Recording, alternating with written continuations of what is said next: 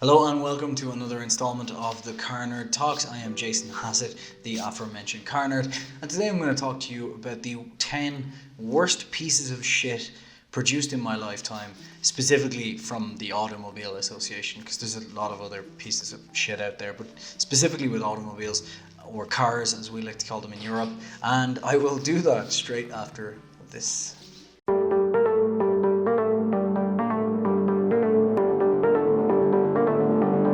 Hey everybody, today's episode of Jason Hassett's The Car Nerd is brought to you by the wonderful CrateJoy. These guys have selections and just hundreds and hundreds of different crates that you can get delivered every month with your favourite types of things. You can either Mitch McConnell and match, or you can just mix and match any of these boxes that you want, or you can go with some of their fabulous selections. And I know how much my fellow car amigos like to enjoy their cigars, their beers, their sauces for making those precious barbecues. You can find them all. You can also find some sexier stuff for you and the missus, and it has stuff for everybody. So there's everything from pets to toys, lingerie, cigars, everything. Definitely check out CrateJoy, and thank you so much to them and to you for supporting us as we go forward. You'll find the link in the description, or you can use bit.ly/CrateJoy2020. And now, back to the episode. So at number 10 on my list is, of course, the Ford Ka. It is one of the most horrible cars ever made. Now possibly there's a new one lately. I don't care. I stopped paying attention to small Fords after this. But I'm talking about the 1999 version, 2000 version.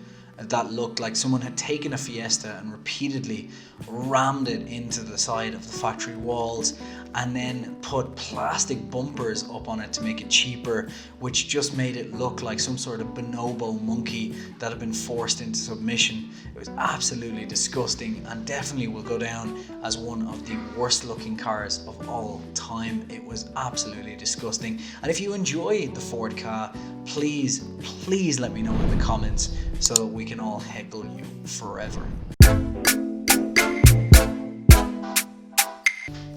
In at number 9 is one of the most shameful things that any car manufacturer has ever done. Although I don't particularly blame the manufacturer this time, I of course blame who everyone should blame for everything.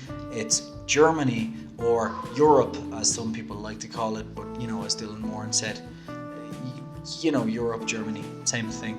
And it is of course the Aston Martin Signet. This car is truly horrendous. It's in fact a Toyota Aygo, I believe, or something along those lines, just rebadged as an Aston Martin. And you might think to yourself, why? Why in God's name would a British car manufacturer make such a horrendous looking thing? Is it because they took too much drugs? Is it just to piss off Jeremy Clarkson? No, it was for emissions regulations. So basically, Europe decided it would be a great idea that if you're a manufacturer, you have to balance your carbon emissions across your range. So this is fine if you're Mercedes and you make some small cars and you make some big SUVs, because it balances out. But if you're a sports car manufacturer and all you make is sports cars, then you have no way to balance it out, because you're just making big V8s and V10s. And Europe seemed to go, well, this doesn't matter, and therefore forced Aston Martin to contact Toyota and make what is possibly the most retarded Aston Martin ever made. And may it rest in peace, alongside whoever the commissioner in Europe was that came up with it, because it's truly awful. Let's just move on.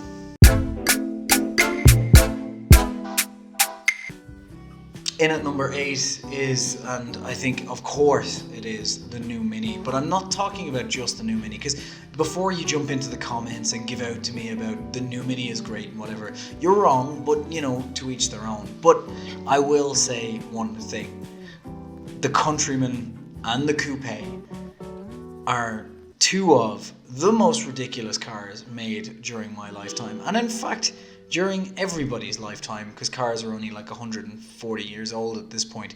So take the Mini and try and make it like an off-roadish type thing. I know what they were trying to do. They were trying to make it like some of the old Morris Minors and stuff, where it had that kind of countryman feel to it. But the problem with that is that was British countrymen, and this was Germans imitating British countrymen. And Germany, you need to stop trying to do British things, right? You tried to take the country, you couldn't. So just get over it and move on and do what you do best. Dull and boring, sometimes stylish, but it works. And the coupe was, if you bought a coupe, let me know in the comments so we can find you and stone you to death for the just ridiculousness of, let's just go, it's just go.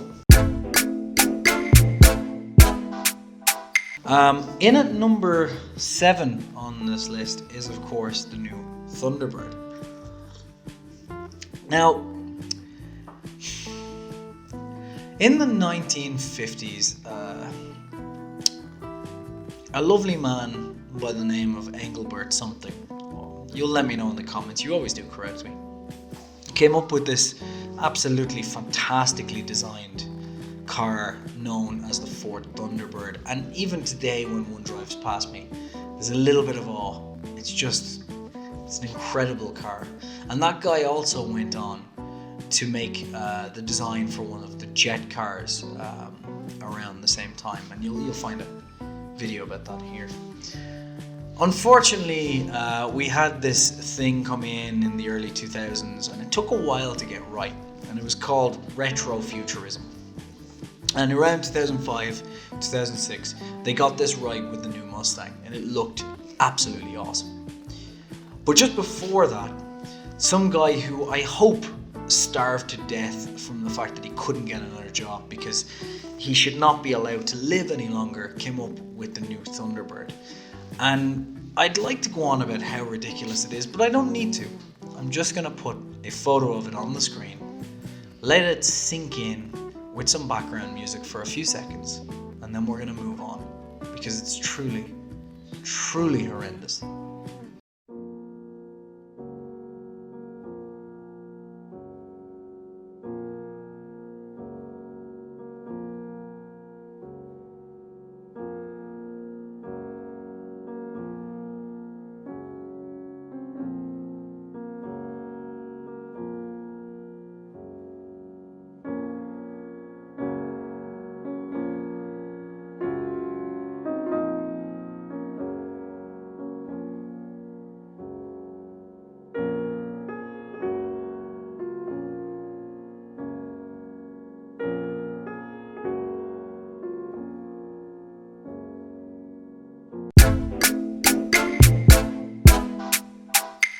In at number 6 is the Alfa Romeo SC, which is possibly the most horrendous looking Alfa Romeo ever made, and I'm including the Alfa Sud in that because the Alfa Sud was actually quite pretty. It doesn't stand up, I don't think, in today's world, but it was pretty for its time, and you can always remember that it was in that time.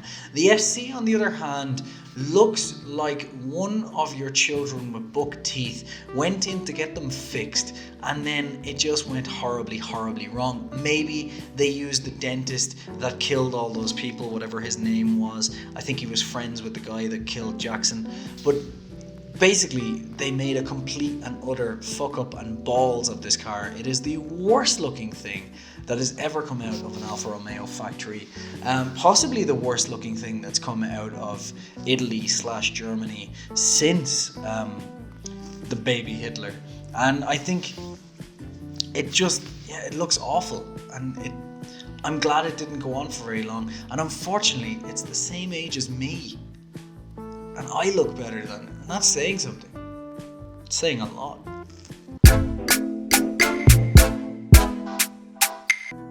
In at number 5, we have, of course, the Lumina APV minivan, along with the Renault Aventime minivan, the Chrysler Voyager.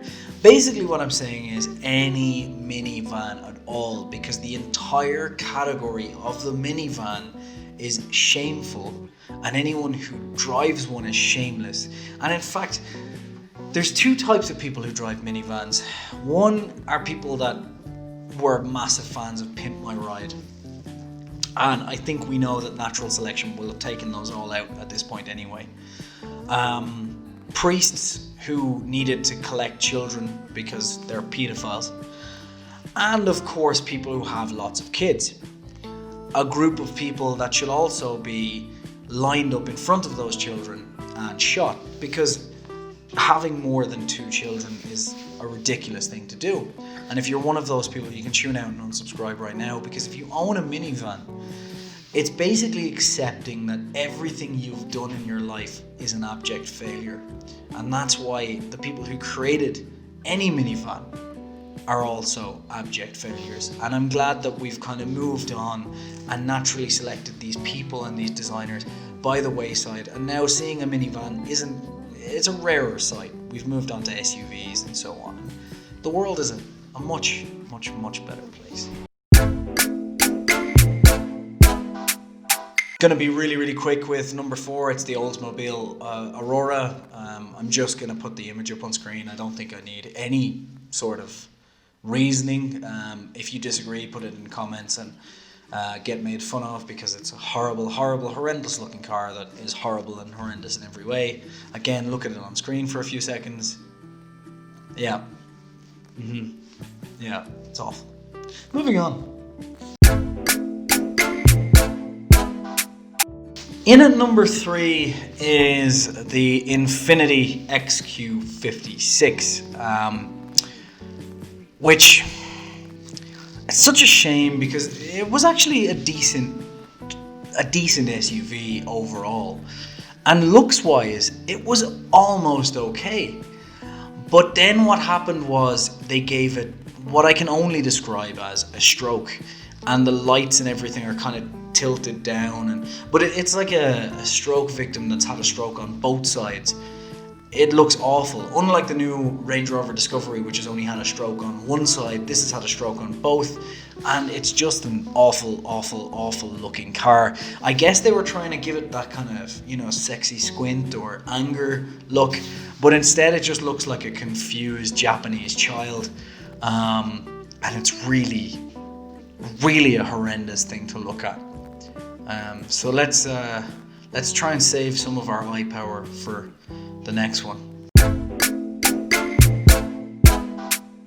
Speaking of confused Japanese children, an American company managed to do the same thing with the Jeep Cherokee. Now, I'm talking about the Jeep Cherokee from the early teens, the 2000s, not the Jeep Grand Cherokee or anything. It went from like 2012, I think, to 2017, 18. There's a picture of it on the screen anyway. And again, they tried to give it that kind of shark nose, sexy squint, whatever. But instead, it looked like the child that, your cousin had with your other cousin. And it has webbed feet and can't quite open its eyes correctly. And when it talks, you just know there's no real IQ there. It doesn't matter if they can measure it. It's kind of a pointless exercise, and the Jeep definitely looks like that. It's definitely the worst looking thing they've ever made. Let's just leave it at that.